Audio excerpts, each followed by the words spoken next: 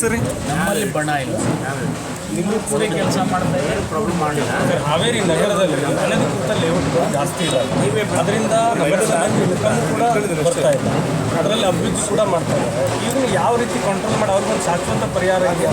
Layout ಆಗಿದ್ದು already 15-20 ವರ್ಷದಿಂದ ವಾಸ ಆಗಿದ್ದಾರೆ. ಯಾವ ಲೀಗಲ್ ಇದ್ದಾವೆ ಅವ್ರನ್ನ ಕಂಟಿನ್ಯೂ ಮಾಡಬೇಕು, ಯಾವ ಇಲ್ಲೀಗಲ್ ಇದ್ದಾವೆ ಕ್ರಮ ಕೈಗೊಳ್ಳಿ. ಶಾಶ್ವತ ಪರಿಹಾರ ಬೇಕು ಅಂತ ಅಂದ್ರೆ ಅದಕ್ಕೇನಾದರೂ ಅಲ್ಟರ್ನೇಟಿವ್ ಏನಾದರೂ ಮಾಡಬೇಕು. ಲೇಔಟ್ ಈಗ ಆಲ್ರೆಡಿ ಸುಪ್ರೀಂ ಕೋರ್ಟ್ನಲ್ಲಿ ಕೇಸ್ ಇದೆ, ಡಿಸಿಷನ್ ಆಗಬೇಕು. ಡಿಸಿಷನ್ ಆಯ್ತಪ್ಪ ಅಂದರೆ ಈ ಖಾತಾ ಕೊಡೋದು ಅಂತ ಮಾಡ್ತಾ ಇದ್ದಾರೆ. ಸೊ ಜಿಲ್ಲೆಯಲ್ಲಿ ಅವ್ಯವಹಾರ ನಡೀತದೆ ಅಕ್ರಮ ಮಾಡೋದಂತೆ, ಅಕ್ರಮ ನಡೀತದೆ. ನಾನು ಖಂಡಿತ ಕ್ರಮ ಕೈಗೊಳ್ಳಿ. ನಿರ್ದಿಷ್ಟವಾಗಿ ಈಗಲೂ ಅಲ್ಲಿ ರೈತ ಸಂಘ ರಾತ್ರಿ ಮಾಡ್ತಾರೆ, ಕೆಲವೊಂದಿಷ್ಟು ಪೊಲೀಸ್ ಇಲಾಖೆಯವರೇ ಮಾಡ್ತಾರೆ ಅನ್ನುವಂಥ ಆರೋಪ ಕೂಡ ಇದೆ.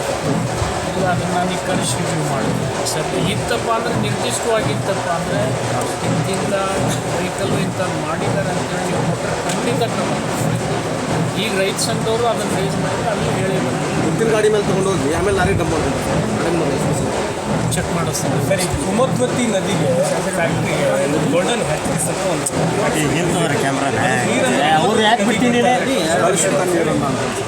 Pollution control board officer Kumudvathi ನದಿ ಯಾವ ಆಕ್ಸಿಡೆಂಟ್ ಗೋಲ್ಡನ್ ಹ್ಯಾಚರೀಸ್ ಅಂತ ಹಿಂದೂ ವರದಿ ಮಾಡಿದ್ವಿ, ಅವಾಗ ಸುಮ್ಮನಾಗಿ ಬಂದಾಗ ಮತ್ತೆ ಬಿಡ್ತಾರೆ.